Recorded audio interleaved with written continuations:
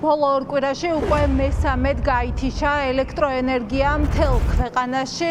დაახლოებით საღამოს 8 საათის შემდეგ მოხდა ისევ მესამედ ჩაბნელება მთელი ქვეყნის, თუმცა ამ შემთხვევაში მოვისმინეთ სემეკის წევრისგან, გიორგი ფანგანისგან ასეთი განმარტება. მან საკუთარ Facebook გვერდზე დაწერა სტატუსი, რომ ეს ჩაბნელება უკავშირდება ენგურჰესზე და სატესტო რეჟიმში მიმდინარე სამუშაოებს, რომ მიმდინარეობდა მოწმება და იმის გარკვევა წინა ორ შემთხვევაში რატომ ჩაბნელდა სრულიად საქართველოს და როგორც თავად წერს ტესტირების ფარგლებში დენის სრულად გათიშვის ტექნიკური რისკი წინასწარ არსებობდა, თუმცა მაგალითად ვერც ელექტროსისტემისგან და ვერც სემეკისგან ამ დრომდე ჩვენ ვერ მოვისმინეთ თუ არსებობდა წინასწარ რისკი იმის, რომ მთელი ქვეყანა შესაძლოა ისევ ჩაბნელებულიყო, რატომ არ გააფრთხილეს მოსახლეობა, SMS შეტყობინებები რატომ არ დაურიგდათ მანამდე, თუმცა ამაზე პასუხი ჯერჯერობით ვერ მივიღეთ. ჩვენ ვეკონტაქტეთ ასევე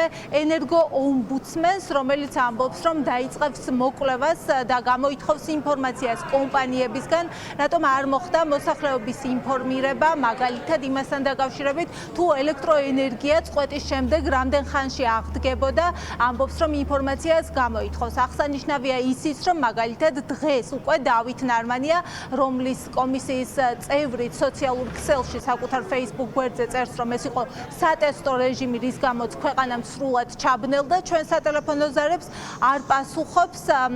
საინტერესოა ამ შემთხვევაში არც პასუხი არ აქვს ენგურჰეს, რომლის ხელმძღვანელთანაც ამ დრომდე ვცდილობთ კომუნიკაციას.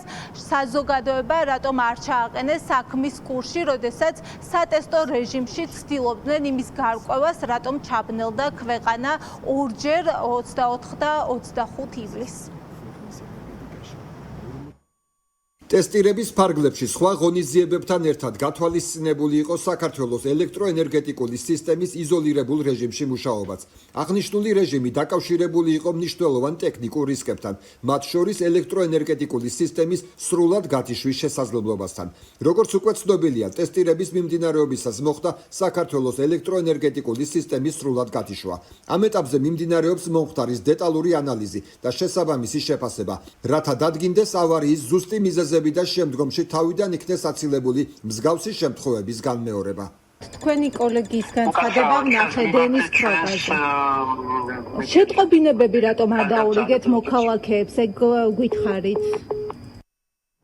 გარკვევა არის თუ არა, როდესაც ენგურჰესმა სატესტო რეჟიმში დენი ჩააქრო მთელ საქართველოში და SMS შეტყობინებები მოქალაქეებს არ დაურიგა. ენგურჰეს თავისი სამუშაო პროცესი აქვს, მაგრამ ჩვენ წესების მიხედვით ავარია ხდება უკვე მომხმარებლებს SMS შეტყობინებები უნდა კონდეთ გაქრამილი. და ოფიციალური განმარტებით სემეკის წევრი ამბობს, რომ ენგურჰესზე ჩატარდა სატესტო მოკვლევა, რომლის ფარგლებშიც დენი ყველგან გაითიშა და იცოდნენ, რომ სატესტო კვლევა იყო და შესაძლებელი იყო გაშვა კვლევა ყველა შემთხვევაში არ იწევს ხოლმე ელექტროენერგიის მიწოდების შეწყვეტას.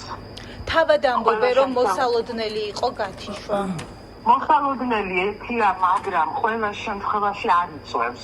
არც წყვეტის შემდეგ არ მოგვსვლია შეტყობინებები, რამდენ ხანში აღდგებოდა. აი, უკვე არ ვიცი. ამასთან დაკავშირებით ჩვენ გავაკეთებთ ახლა რა თქმა უნდა მოკვლევას, იმიტომ რომ წინა წყვეტები როცა იყო, მე რაც ვნახე დაგზავნილი იყო შეტყობინებები, მაგრამ აი ახლა ამ წყვეტებთან დაკავშირებით რა თქმა უნდა გაუშვა კომპანიებთან. აი, ასე ვთქვათ, შეკითხვა გაიგზავნა თუ არა ესეთი შეტყობინებები და ამასაც თავის წესი აქვს, რომ ვთქვათ, ავარიდან რამდენიმე ხანში უნდა გააგზავნონ, როგორ უნდა გააგზავნონ და ასე შემდეგ. ამას დავაკეთებ ამაზე მოკვლევას. ინფრასტრუქტურული პრობლემები რომ არსებობს ენერგოსისტემაში, ეს ახალი ამბავი არ არის, ამბობენ ეკონომისტები, ამბობენ რომ საინტერესოა ის ინვესტიციები, რაც ამ დრომდე განხორციელებულა, ამის შემდეგ როგორ გადაიგეგმებიან, რას გააკეთებენ, ელექტროენერგიის გაძვირებაზე თუ დაიწყება ისევ საუბარი, თუმცა ამბობს რომ პრობლემები წლები არსებობს და ეს უახლოეს და მოკლე პერიოდში გამორიცხულია რომ მოგვარდეს.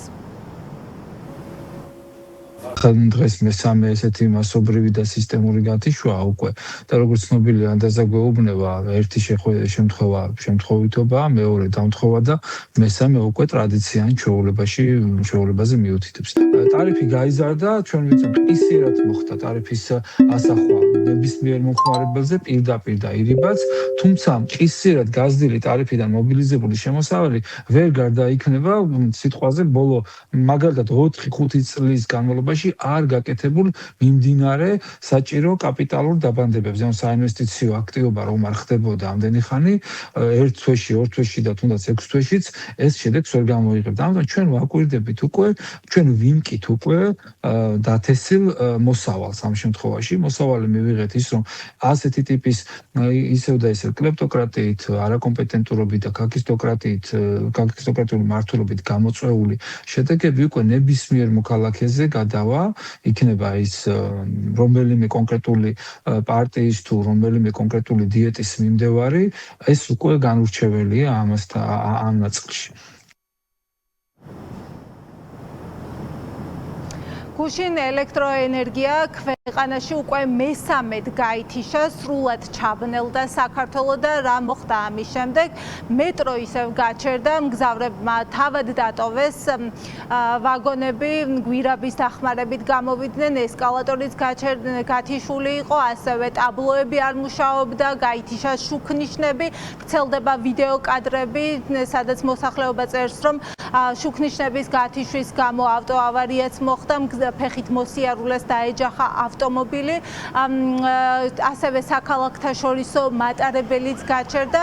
ეს ყველაფერი მოჰყვა სწორედ მესამე ჩაბნელებას და სემეკის და ელექტროსისტემის განმარტებით ეს მოხდა სატესტო რეჟიმში ენგურხესის მუშაობის დროს, თუმცა მოსახლეობა თავადვე წერდა, რომ თუ სატესტო რეჟიმი იყო, მათ შეტყობინება მსგავსი შინაარსის არ მისვლიათ, ასევე ვრცელდება კადრები, რომ ლიფტები გაჩერდა და მოქალაქეები საკმაოდ დიდი ხნის განმავლობაში ჩარჩნენ და გაუჭირდათ დატოვება და ამბობენ, რომ შეტყობინება ამის შესახებ და წინასწარი გაფრთხილება მათ არ მიუღიათ.